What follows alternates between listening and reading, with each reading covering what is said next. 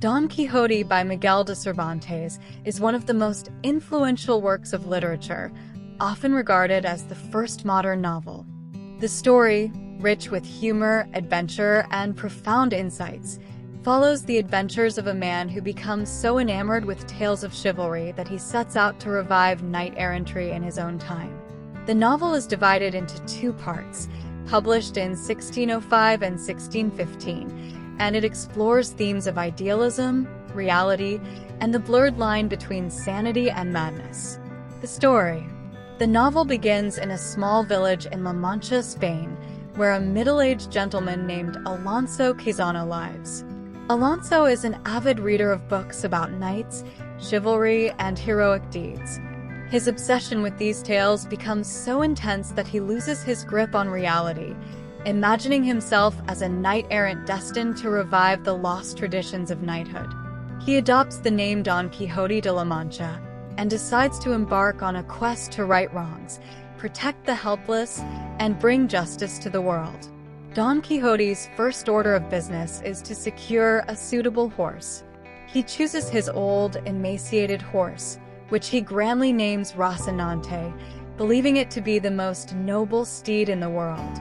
He then decides that every knight needs a lady to serve as his inspiration, so he selects a local peasant woman named Aldonza Lorenzo, whom he has never met, and renames her Dulcinea del Toboso, idealizing her as the epitome of beauty and virtue.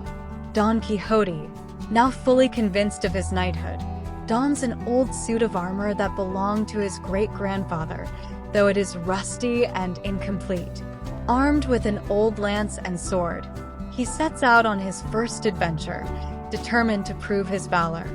However, his attempts at chivalrous deeds are quickly revealed to be misguided and foolish.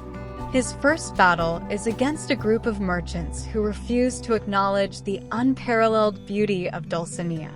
Don Quixote, incensed, charges at them but is easily defeated and left battered by the roadside. A neighboring farmer finds Don Quixote and, realizing his delusion, takes him back to his village. There, Don Quixote's friends, the local priest, barber, and his niece, conclude that his obsession with books of chivalry is to blame for his madness. They decide to burn his library in an attempt to cure him. However, when Don Quixote recovers, he believes that an enchanter has stolen his books to prevent him from continuing his noble quest. Undeterred, Don Quixote prepares for a second sally, this time accompanied by a simple farmer named Sancho Panza, whom he convinces to become his squire. Sancho, motivated by the promise of an island to govern as a reward for his service, joins Don Quixote on his adventures. Sancho is a practical, down-to-earth man, and his common sense often contrasts sharply with Don Quixote's idealistic fantasies. Despite this, Sancho remains loyal to his master. The duo sets off on a series of misadventures, with Don Quixote's imagination leading them into all sorts of trouble. One of the most famous episodes occurs when Don Quixote mistakes a group of windmills for giants and valiantly charges at them, only to be knocked off his horse by one of the windmill's sails. Despite these constant setbacks, Don Quixote remains steadfast in his belief that he is a noble knight destined for greatness. Throughout their journey, Don Quixote encounters various people who are either amused by his delusions or seek to take advantage of him. For instance, he attempts to rescue a group of convicts being taken to the galleys, believing them to be wrongfully imprisoned, only for the convicts to turn on him and steal his belongings. In another episode, he mistakes a group of monks and a lady in a carriage for an evil enchanter kidnapping a princess, and he attacks them with disastrous results. As Don Quixote's reputation spreads, people begin to recognize him and play along with his fantasies for their amusement. This is particularly evident in the second part of the novel, where Don Quixote and Sancho visit a duke and duchess who, aware of Don Quixote's delusions, decide to entertain themselves by staging elaborate pranks and fake adventures for him.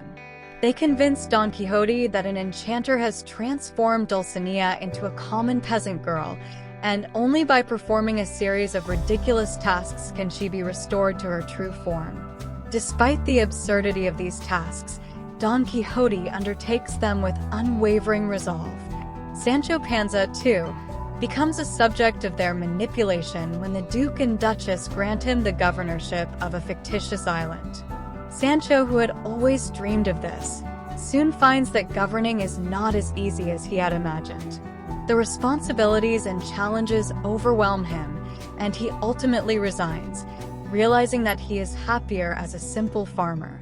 As the novel progresses, Don Quixote's adventures become increasingly tragic.